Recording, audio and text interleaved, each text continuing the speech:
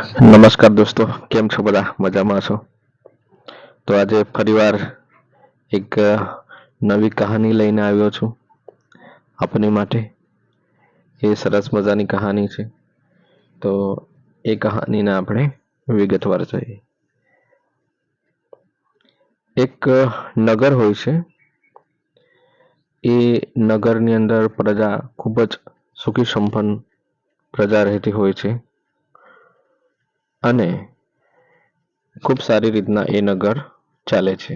પણ ત્યાંનો એક વિચિત્ર નિયમ એ હતો કે ત્યાંનો કોઈ પણ તાત્કાલિક રાજા આવે, જે રાજા બને, એમણે ફક્ત 5 વર્ષ જ રાજ્ય કરવાનું અને 5 વર્ષ પછી એ નગરને બાજુમાં જે નદી હોય છે, નદીને પેલે પાર જંગલ હોય છે, એ જંગલની અંદર હિંસક પ્રાણીઓ રહે છે. તો 5 વર્ષ જેવા પૂર્ણ થાય તો એ રાજાને એ જગ્યા